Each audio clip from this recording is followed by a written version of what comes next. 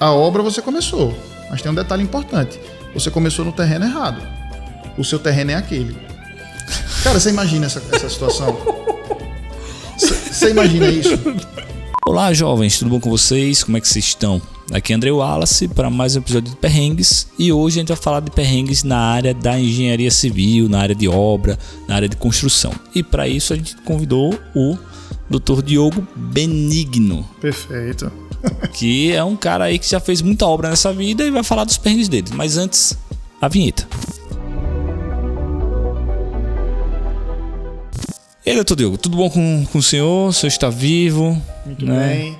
Atravessando esse momento. Tudo bem. Acho que o brasileiro está sempre atravessando algum momento. Acho que o brasileiro está... O brasileiro está sempre habituado aos perrengues. Né? A atravessar, é. Perfeito. O brasileiro é forjado no perrengue. Ele nasce no perrengue, é criado no perrengue, e aí ele só deixa de ver perrengue, sei lá.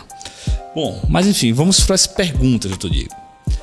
Primeira pergunta é: qual foi o último perrengue que você se lembra ter passado? Então, André, o último perrengue foi um perrengue que eu passei muito recentemente. Eu acho que a gente se deparou com essa situação tem uns 20 dias. A gente tem um contrato com um cliente, ele é um investidor, e na apresentação do projeto de arquitetura, a gente faz a apresentação do projeto de arquitetura, mediante aprovação, outros projetos já se iniciam. Então, esse projeto já tinha iniciado a arquitetura, que é feito em um escritório parceiro, e a gente já estava desenvolvendo os projetos de engenharia para complementar essa arquitetura. E no momento dessa apresentação, a gente já tinha um planejamento desse cronograma desse projeto, e era um marco onde entregaríamos para ele um projeto estrutural. Associado a essa entrega também tinha um compromisso financeiro, e o cliente pediu para a gente pausar o projeto porque ele enxergou a possibilidade de adquirir o terreno do lado, que seria positivo. Beleza. Né? Seria um incremento ao projeto, seria muito bom. Eu acho que para vocês, quanto mais espaço e quanto maior a construção, melhor, né? Perfeito. Só que o que é que ocorre? Quais são as consequências disso, né? Todo esse trabalho que a gente tinha feito até aquele momento, ele precisaria ser reanalisado. Muito provavelmente seria perdido, porque essa arquitetura nova, com a chegada desse novo terreno, ia precisar ser totalmente repensada, reformulada. Então, ele pediu uma pausa e durante 15 dias a gente teve essa apreensão. Mas na sequência ele veio e sinalizou que a negociação não avançou. Então ele não teve êxito na aquisição do terreno, e não tendo esse êxito, a gente manteve o projeto com a estratégia inicial. Mas foram 15 dias ali... Mas perdeu tempo.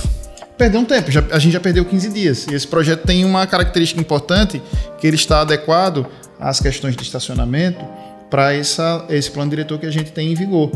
Né? Então, chegando em um momento em que chega esse novo plano diretor, esse projeto vai precisar ser repensado. O que é o plano diretor? O plano diretor são as normativas que dizem quais são as regras para você construir determinado empreendimento e em que áreas da cidade você pode construir esse empreendimento. Então, ele dirige as edificações, o zoneamento. Então, se você não atender ao plano diretor, você não vai ser aprovado pelos órgãos competentes. Entendeu? Então a gente faz todos os projetos, a arquitetura, nesse caso do escritório parceiro, ele faz baseado nessas informações. Com essa mudança, essas novas regras, o jogo muda. E com a mudança do jogo, a gente ia precisar repensar e refazer esse projeto. Aí a gente perderia muito mais tempo, e isso aí acarretaria em prejuízo para o escritório, perda de tempo, prejuízo para o cliente. Então a gente precisa correr com esse projeto. Então essa pausa foi um perrengue que nos trouxe para pensar: cara, será que a gente vai conseguir, antes da implementação do plano diretor novo, tratar todas as demandas desse projeto? Mas a gente está avançando agora. Ele já deu ok. O capitalismo, né? Tipo, tempo Não tem dúvida. É dinheiro, né? Bom, vamos lá para a próxima. Um perrengue que você nunca esqueceu. Então, cara... Ou nunca vai esquecer, Esse né? eu nunca vou esquecer. É o seguinte, tem um tipo de concretagem para obras industriais que ela é chamada deslizamento, certo? Então, o que é o deslizamento? É como se você imaginasse um copo. Você vai concretar um silo. O silo, ele é um reservatório, um grande reservatório, certo? Então, ele tem um formato de um copo. Nesse caso, um copo muito grande. É um copo de 30 metros de diâmetro, uma parede de 40 centímetros de espessura. Dá para botar bastante cerveja dentro. É um belo copo aí, é um belo copo. O que é que acontece? a gente faz um planejamento muito minucioso para esse tipo de concretagem, porque é uma concretagem que ela não pode parar. Então, para você ter uma ideia, é uma concretagem que dura 24 horas durante 10 dias, 8 dias, dependendo da altura do cílio e da velocidade de concretagem. É uma concretagem que sobe 10, 15 centímetros por hora, entendeu? Então, existe um planejamento muito grande. E para você ter uma ideia, a gente tem 2 equipes trabalhando, né? A equipe do dia e a equipe noturna. São quase 100 pessoas envolvidas em cada turno. E o que aconteceu basicamente foi o seguinte: era próximo do meio-dia e eu pegava às 7 da manhã e largava às 7 da noite. Era rendido por um amigo que pegava, um amigo engenheiro, que me pegava às 19 e me entregava o turno às 7 horas. Ou seja, é pauleira. Não tem interrupção, não tem feriado. E, cara, era incrível. A gente trabalhava no interior da Paraíba, toda a concretagem ela caía próximo ou da Semana Santa, ou do Carnaval, ou do final do ano. E você precisa da equipe. Então a equipe, nesses momentos, ela está mais propensa a não permanecer na obra, mas a gente sempre conseguia reverter. Então o que é que aconteceu nesse dia? A gente tinha uma programação e nesses 30 metros de diâmetro, né, a gente tinha ali 3 bombas posicionadas, 3 bombas de concreto. Então você chegava com um caminhão betoneira, parava nessa bomba, jogando concreto nessas bombas e a gente lançando. Um caminhão de concreto teve um erro de dosagem na concreteira e eles não adicionaram um aditivo retardante. O que é que esse aditivo retardante faz? Ele retarda o endurecimento do concreto. Ele retarda a pega do concreto. Então, quando o concreto pega muito rápido, você perde o controle. Então, ele interrompeu a linha de concretagem e aí toda a logística que você estava planejado ali, ela vai por água abaixo. Então, você começa a encher a forma em alguns pontos e no ponto de cá que a bomba deu problema, você não consegue encher mais. Então a gente tem que ver outras alternativas, né? Então nessa oportunidade a gente utilizou um guindaste para subir com um balde, a gente precisou colocar jiricas em cima da plataforma para que essas jiricas trouxessem da bomba que estava recebendo, não só para encher o trecho dela, mas para suprir a falha da outra, até que chegasse uma outra bomba, entendeu? Então é um equipamento que você não consegue ter um de stand-by, você não tem como você ter um equipamento muito caro para você estar ali de stand-by, então a gente teve que fazer uma modificação nisso. Para você ter uma ideia da hora do colapso dessa bomba, para a hora que a gente conseguiu reverter, a gente ainda tem que parar aí, né? Tô com alarme aí, pessoal. Eu acho que foi o alarme aqui que ativou automaticamente. Acho que tô tentando invadir aqui, roubar tudo, mas eu vou desativar. Aguarde aí que a gente volta. A gente tava todo o programa tem um negocinho no meio. A gente tava na bomba, tocou o alarme. O que é que acontece, Andrei? Quando a gente conseguiu reverter esse processo, a gente já tava falando aí de 4 horas da tarde, cara. A equipe que precisava pegar às 19 horas já estava na obra, já teve que se antecipar, porque a coordenação muda, né? A equipe, pelo menos a equipe dirigente, ela precisou subir, não a equipe de campo. Então isso trouxe um perrengue, assim, uma coisa bem, bem traumática, porque você não pode parar uma concretagem como essa, né? Se você parar é um prejuízo muito grande, porque você tem uma equipe ali de 100 pessoas que estão empreitadas para fazer. 100 pessoas. 100 pessoas por turno, né? Fora as outras obras que ainda estão acontecendo paralelamente. Então esse foi um perrengue que eu não consigo esquecer, porque realmente ele foi uma coisa assim muito, muito impactante. Se a gente não consegue reverter aquela situação, a gente tem que parar a concretagem e preparar tudo de novo. Você perde aí 20 dias fácil de cronograma. E para uma obra industrial... Deve dar muito mais trabalho desfazer do que fazer nesse caso, assim, questão de tempo. Exato, né? Não tenha dúvida. Mas especificamente o que precisaria ser feito era um tratamento para você vir com um novo concreto e fazer a adesão. Porque como o silo ele é um recipiente, ele não pode ter juntas, porque senão você pode ter vazamento por aquelas juntas. Se for um silo de cimento, se for um silo de farinha, entendeu? Então é preciso que ele esteja bem monolítico. Então quando você tem essa paralisação, para reverter isso, custa tempo e grana, né? Vamos lá. Agora, um perrengue que você acredita que muitos profissionais da área de engenharia civil passam. Então, é uma coisa que muita gente passa, né? É quando o cliente tende a fazer um comparativo do trabalho que é exercido pelo profissional da engenharia, né? Que é regido por um conselho, que paga seu conselho, que tem suas características, quando ele compara isso com a mão de obra direta, né? Então, naturalmente, que você vai encontrar um desequilíbrio de preço, né? Então, eu acho que esse é um dos perrengues mais recorrentes, quando você vai atender a um cliente e você tem todo o cuidado comercial, leva o cliente para um atendimento mais próximo, você vai analisar se ele tem documentos de projeto. Muitas vezes ele até tem os projetos para a execução daquela obra, mas quando você apresenta uma proposta comercial, ele compara você com uma mão de obra direta. É um perrengue que você tem... Que não tem... Às vezes não tem nota, não tem imposto, não tem CREA, não técnico, tem... não tem nada. Então... às vezes é com todo respeito, assim, o pessoal que trabalha com... Que bota a mão na massa mesmo, assim. Às vezes esse cara não tem um conhecimento de fazer orçamento. Exato. Não sabe o que é pessoal do lucro dele, não sabe esses detalhes que a gente bota na hora de fazer o projeto de uma obra. Né? Você levanta todos os riscos, né? Você enxerga todas as etapas. O que acontece para o cliente, às vezes, é o que a gente chama de falso barato. Ele acaba negociando, um exemplo, eu preciso fazer uma reforma em uma sala pequena. Eu chamo um pedreiro. Ele me passa um orçamento que vai ficar mais caro do que o orçamento de um engenheiro que enxergou o todo. Que enxergou a parte de elétrica, que enxergou a parte de gesso, que enxergou a parte de pintura, né? Que enxergou os acabamentos de luminária. Então, quando você chama o pedreiro, ele vai ter uma ótica do serviço dele. E quando ele falar assim, olha, acabei meu serviço, você ainda vai ficar com esses outros setores para cuidar. Então, no final das contas, é um barato que você viu naquele momento, mas que trouxe repercussões, entendeu? Então, nessa ótica, eu acho que é uma coisa que acontece com muita frequência. Tá, agora o contrário, né? Um perrengue que só você acredita ter passado e que outras pessoas dificilmente passaram. Então, pela característica de uma obra que eu participei, que era uma fábrica de cimento, né? Então, as estruturas, elas são muito robustas. Já não é um projeto que todo mundo faz. Exato. Então, você já tem um nicho de profissionais que atuam nesse segmento. Então, isso já afunila muito. E a gente tinha algumas soluções de cimbramento. Cimbramento é o escoramento de uma laje, né? De escoramento de vigas, escoramento dos elementos que serão concretados. E essa obra tinha uma característica muito importante, porque ela era a obra que era o caminho crítico de todas as outras obras.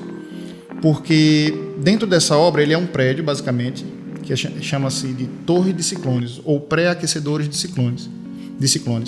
Ele fica em um ponto da fábrica que antecede a chegada da matéria ao forno. Então, ele é um prédio muito alto. Para você ter uma ideia, esse prédio tinha 90 metros de altura e uma complementação de uma outra disciplina, que é a mecânica, trazia esse prédio para 110 metros de altura, certo? Ou seja, em cima desses 90 metros, no nível da última laje, ainda tinha um complemento de equipamentos de mecânica que traziam ele para 110 metros, certo? O detalhe era, nessa torre, a última laje, ela tinha um balanço. O que é um balanço? O balanço é quando você tem uma viga e que ela não está apoiada, ela está balançando, né? Então você não tem um pilar nessa extremidade da viga. E como se tratava do último piso, a gente estava falando de 90 metros de distância para o solo, certo? Então, as vigas eram muito robustas dessa periferia. Eu tinha vigas de 2 metros de altura. E 2 metros de altura por 60 de largura é muito concreto. É muita peso. Matemática hoje aí, viu, pessoal? É muito peso. Então, quando você tem aqui esse apoio, o que é que a gente fez? Então, a gente concretou toda essa parte da laje que estava apoiada nos pilares, né? Justamente para que a gente tivesse peso do lado de cá, para que quando a gente viesse concretar essa parte, as treliças que faziam um cimbramento, depois eu passo um croquisinho para você. Aí croquis, um desenho para você exemplificar na sua edição. O que é que acontece? Você tinha treliças que seguravam um cimbramento. O cimbramento são as torres que seguram esse peso, mas eu não tinha contato com o solo. Então eu estava balançando também as treliças e ela estava apoiada no peso desse concreto de cá, certo? E a gente faz um escoramento, você tem que ter muita responsabilidade com relação ao escoramento, você tem que apertar muito bem esse escoramento, mas evidentemente que quando você está fazendo isso, existe uma acomodação, né? E enquanto a gente concretava essa laje, a gente já tinha enchido esse peso de cá todo, cara. Era muito concreto. Esse tipo de concretagem durava 12 horas. Assim, a gente trabalhava com a concreteira no pé da obra. Então eu falava, pode mandar 4 caminhões.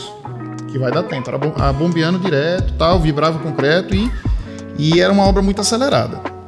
Então, nesse momento, eu diminuí a velocidade de pedida do concreto e comecei a encher essas vigas de periferia, que eram vigas muito robustas, de forma mais lenta, para sentir esse comportamento do escoramento. E a gente foi enchendo essas vigas. Quando a gente já estava perto de concluir, para chegar no nível da laje, a gente já estava bem confiante de que estava tudo sob controle, que ia dar tudo certo. Houve uma acomodação que desceu a laje em 3 centímetros. Pá! Só que esses 3 centímetros causam um barulho muito alto. E, cara, a gente teve aquela impressão de não vai dar certo isso aqui. E seria muito traumático se não desse certo. Não, pelo que você colocou aí, mesmo sem entender tudo isso, eu sei que seria traumático. Seria muito problemático. Seria uma coisa assim... Eu acho que só eu tive essa problemático. Problemático e inclusive com muito risco. Todo mundo que trabalha nessa laje está com cinto de segurança, está ancorado, mas o peso era muito grande. Ela fez uma acomodação, certo? Eu entendo que tenham sido as roscas dos forcados, que são elementos que apertam e que quando receberam esse peso, acomodaram um pouco. Só que a gente estava 3h30 da manhã nessa concretagem. E quando isso aconteceu, todos estavam cara pálidas. Não, tipo, 3 horas da manhã tá um silêncio, tipo, tá tudo mais tranquilo. Você sabe como é que seria esse cenário. Então, foi um perrengue que só a gente passou. No final das contas, nós descemos, seguramos a concretagem, descemos, verificamos o cimbramento, a equipe de carpinteiro, a equipe de montador de andaimes, todo mundo checou por baixo, tivemos segurança de dar continuidade. Então, subimos e continuamos, e o concreto deu. Com 20 dias a gente conseguiu retirar parcialmente as escoras e até hoje sob controle, até porque depois da idade de cura do concreto ele está lá firme e forte por muitos e muitos anos. Tá bom. Próxima perguntinha um perrengue que você já passou e sabe que vai continuar passando. As propostas indecentes. As propostas indecentes de... Agora o negócio ficou bom. São propostas indecentes que, assim, é como a gente estava conversando. Quando você se propõe a dispor seu tempo para atender a um cliente, cara, aquilo já é dinheiro. A partir do momento que você colocou a mão no computador para fazer o projeto, para fazer a proposta, enquanto não você já está assumindo o risco. Exato. Enquanto você está num trabalho comercial, onde você faz a visita, onde você faz levantamento de quantitativo, onde você faz uma proposição de preço, aquilo ali você precisa trabalhar nesse sentido. Isso eu faço... E dá para remediar, dá para voltar, porque tá só no papel. Exato, ali é tranquilo. Mas assim, o que a gente recebe são propostas de pessoas que te chamam para empreender num empreendimento que não é seu, no risco. E não tem como você fazer um projeto sem gastar. Você precisa investir, né? Então eu tenho equipe, eu tenho horas trabalhadas, eu tenho equipamento, material, eu tenho software. Então eu não consigo simplesmente entregar para um cliente um projeto e que, se o empreendimento dele tiver sucesso, é que a gente vai receber. E assim, eu vou dar a minha visão sobre isso aí, pessoal. Normalmente, o cara que tem dinheiro, mesmo ele tendo dinheiro, ele não vai fazer uma proposta dessa para você. É onde eu ia chegar nesse momento. Então, é justamente isso, você matou a charada. O cliente marcou comigo e assim, eu procuro ter uma agenda rigorosa. Então, eu não costumo marcar compromissos um em cima do outro. Então, eu dou um delayzinho de meia hora entre os compromissos para que possa tratar coisas que surjam, eventuais coisas que surjam, e para que eu não corra o risco de deixar um cliente esperando. Então, eu marquei com ele 1h da tarde. Eu já tive que aguardá-lo até 2h, que já é uma situação onde eu aguardei com tranquilidade, mas tá no limite. A minha folga que me permitiu isso, entendeu? Então eu aguardei ele com tranquilidade. De 2h até 3h15 eu escutei a proposta dele e ele veio me vender naquele projeto. Não, porque esse projeto vai ser diferenciado. 1h30 você aqui, né? Não, e eu já entendendo, né? Com meia hora eu já tinha entendido toda a jogada. Ele ia rodeando, e eu só, não, tá certo, entendi. A gente foi conduzindo até que eu fui arestando a conversa, né? No final da conversa ele deu checkmate. Eu estava preparado, eu disse, eu vou fazer uma análise e te retorno. Eu retornei dizendo que não tinha viabilidade para mim, para me envolver com aquele projeto naquele momento. Mas assim, é recorrente. E já aconteceu uma vez, 2 vezes, e eu sei que vai continuar acontecendo. Mas como você falou, o cara que vai empreender, ele assume o risco de contratar uma equipe que ele confia. Até porque o cara que vai empreender, ele não vai abrir mão da sociedade. Se ele tiver, assim, capital, ele não vai abrir mão da sociedade dele tão fácil. Exatamente. Porque ele sabe que aquilo no futuro vai... A ideia do negócio é você abrir um negócio com X para que ele, sei lá, ele te dê um rendimento 10 vezes X, que ele, sei lá, te sustente, né? Você não abre um negócio para pagar o que você colocou. Então, não, assim, ele precisa ter rentabilidade. Né? Então, não é economizando e chamando pessoas para trabalhar no risco que essa rentabilidade vai acontecer. Você tem que pensar num bom projeto. Eu penso da seguinte forma: quem dita se aquele projeto vai ser bem sucedido é um estudo de viabilidade. Geralmente quem traz isso é um arquiteto.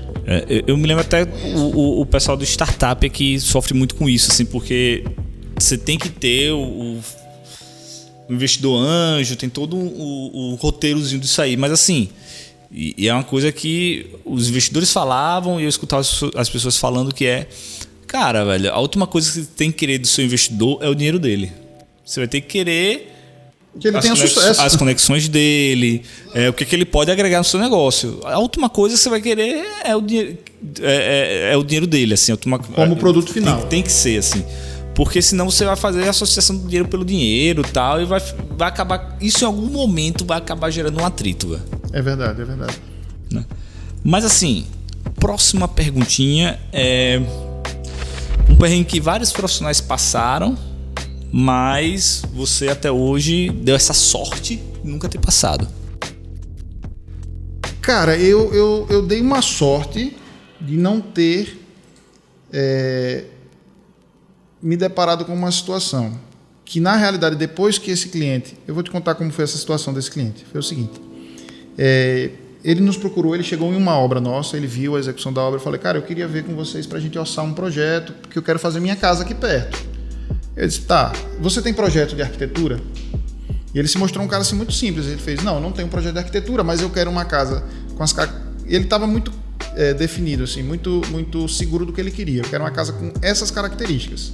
Aí eu falei, você tem projeto? Não tem, né? Ele disse, não. Não tem, mas eu tenho uma visão aqui, 3 quartos aqui, 2 banheiros ali. Ele fez um memorial descritivo falado da casa. Isso. Né?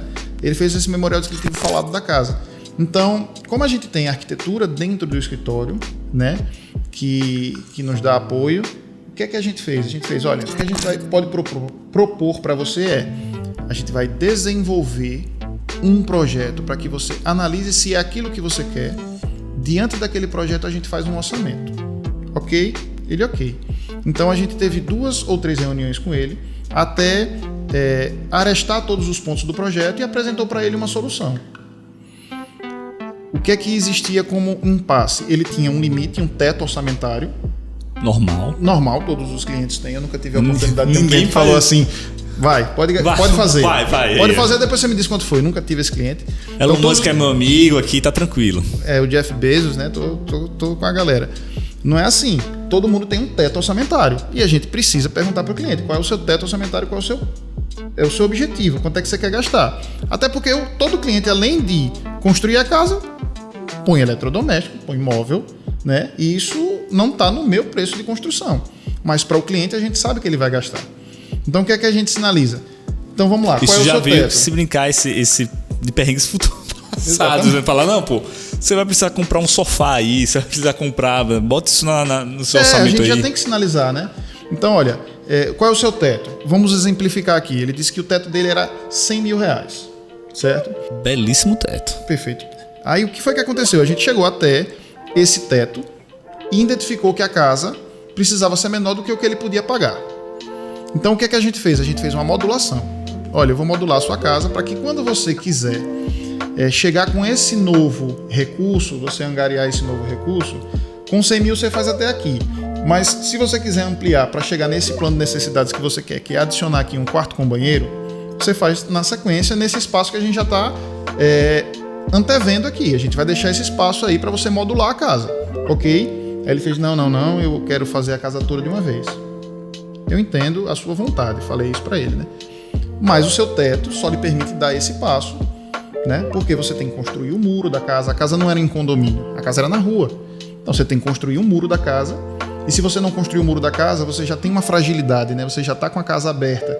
Então, como é que você vai construir a casa e guardar esses materiais? Pô, o primeiro passo é fazer o muro. Faz sentido, né? faz sentido. Então, você faz o muro, você já vai ter que fazer ele em qualquer momento. Mais cedo ou mais tarde você vai ter que fazer, então faz ele mais cedo. Então, essa foi a nossa proposta. Ele não teve o mesmo entendimento que a gente e optou por não fazer. Então, ainda fiz um contato comercial. E aí, como é que está aquela proposta? Ele falou, olha, eu encontrei uma outra pessoa que topou fazer.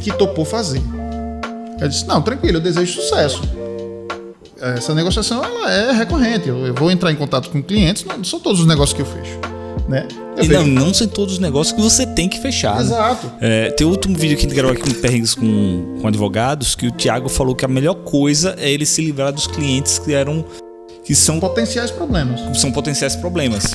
Então, assim, a melhor coisa para a pessoa que presta serviço, né, que tem uma clientela, é você conseguir se livrar de clientes que te fazem mal. Você, né, conseguir dizer não para eles. Né? Eu faço um paralelo com a medicina, assim, abrindo um parêntese aqui.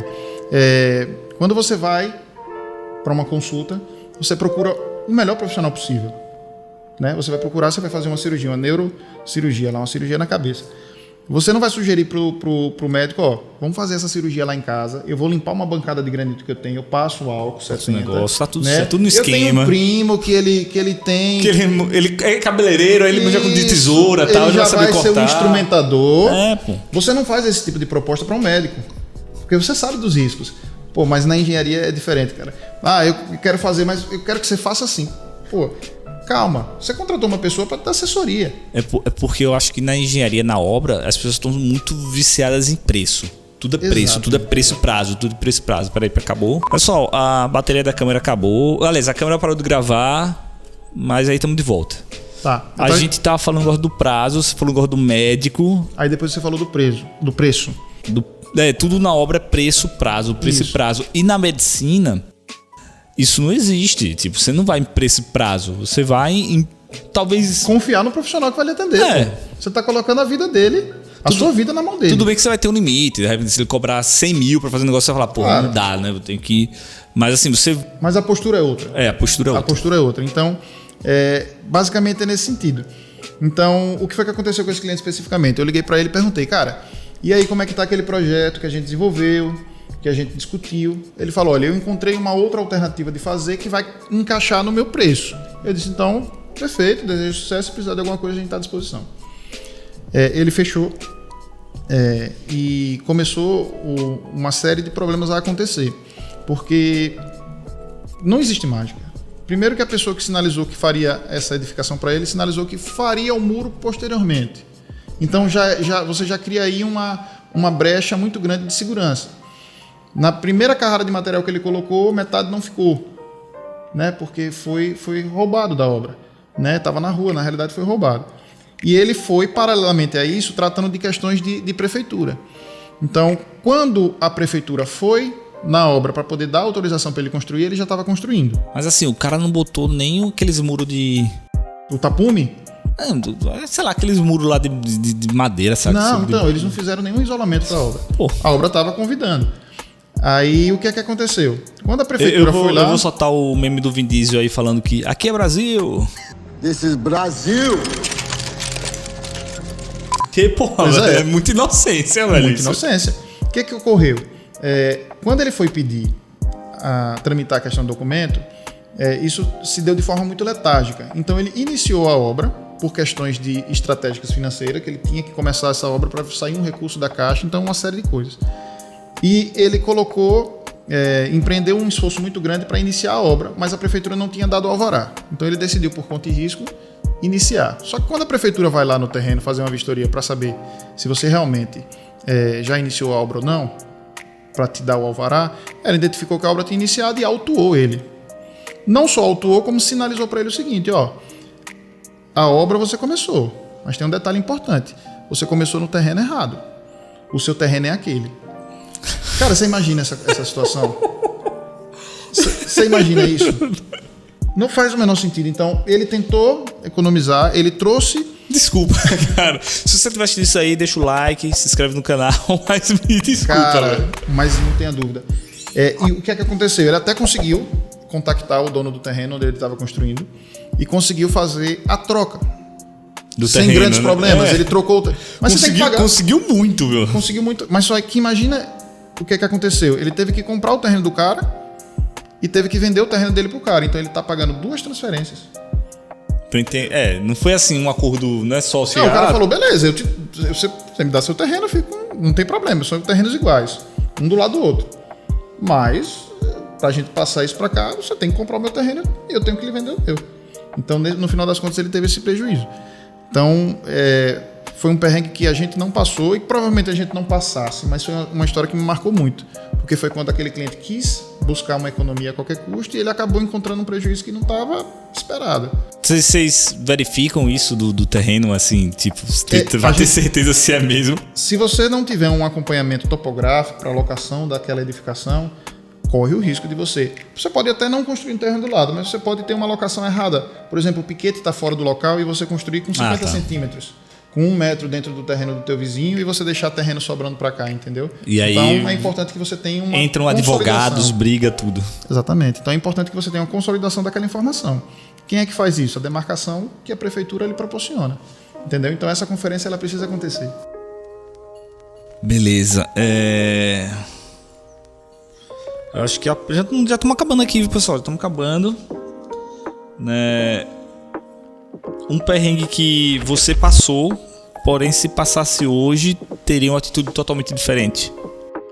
Cara, eu acho que no trato com equipe, quando você é mais jovem, você tem mais ansiedade, menos traquejo, né? A falta de experiência ele traz para você ser um pouco mais impulsivo. Então, na condução com a mão de obra, mesmo que você oriente, você sabe que você precisa ser muito claro. Então, às vezes, a ausência de clareza nas informações trazem consequências de falhas na execução.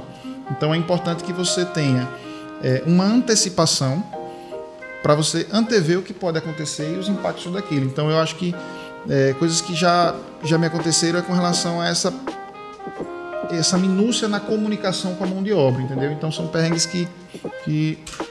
Não, você deu pausa aí. Então, vamos voltar. São perrengues que, assim, já me tiraram mais do sério, mas que hoje eu percebo que, se você está liderando uma equipe, você tem que dar a orientação com a maior clareza possível, porque não adianta você reclamar depois se você não deu assistência. Entendeu? Então você tem que dar assistência, você tem que dar as condições, você tem que dar os recursos e cobrar o resultado esperado. Mas se você não fizer nenhuma dessas etapas, você não vai encontrar o resultado que você gostaria. Então eu acho que isso já com o amadurecimento você conseguiria reverter. E assim, eu não sei se tem uma pesquisa falando isso, mas eu posso garantir que a grande maioria dos problemas que uma empresa tem no seu dia a dia é por causa da comunicação. Exato. Numa empresa e num relacionamento. Em tudo. Nas interações pessoais, em tudo. A comunicação ela precisa ser muito clara. Né? Muito clara, às vezes repetir, às vezes não tem problema ser repetido. Ela não precisa ser extensa. Ela tem que ser clara. Tentar... Né? Você não pode confundir aquela pessoa que está recebendo a orientação. Porque senão você abre margem a várias interpretações. Então você tem que ser objetivo. A orientação é que precisa ser feito isso, nesse prazo, os recursos são esses. Se tiver alguma dúvida, me procure. Vamos trabalhar com essa simplicidade. Quando começa a ter uma série de informações. Eu concordo com isso. Às vezes, quando você pega um processo de trabalho, você começa a colocar muito ifs, muitos e se não vai para cá. Muita perfumaria. Acaba atrapalhando muito qualquer tipo de gestão. Então é isso, pessoal. Eu espero que você tenha ficado satisfeito com as perguntas, né? Acho que não foram fáceis de relembrar todas. Cara, tem que puxar da memória, né? O HD tá aqui, não é SSD, não. Meu HD, ele tá puxando. Tá puxando, né? E é isso aí, pessoal. Ficamos aqui com mais um episódio de Perrengues. Eu espero que vocês tenham gostado. Eu espero que isso faça vocês se incentivarem a se inscreverem no canal, a deixarem um like no conteúdo, porque eu acho que o like é o que faz mais diferença para ele ser recomendado depois. E até o próximo vídeo. Eu vou deixar vocês aqui com mais um vídeo aqui na tela de Perrengues de CJE. E é isso aí, pessoal. Até o próximo vídeo. Diogo, você quer falar mais alguma coisa antes de terminar? Não. Queria agradecer o convite. Dizer que a experiência vai nos dando novas alternativas, né? Você vai acumulando conhecimento e você vai conseguindo sair melhor a cada situação. Então é isso. Beleza, Cirigo. E é isso aí, pessoal. Até o próximo vídeo. Valeu.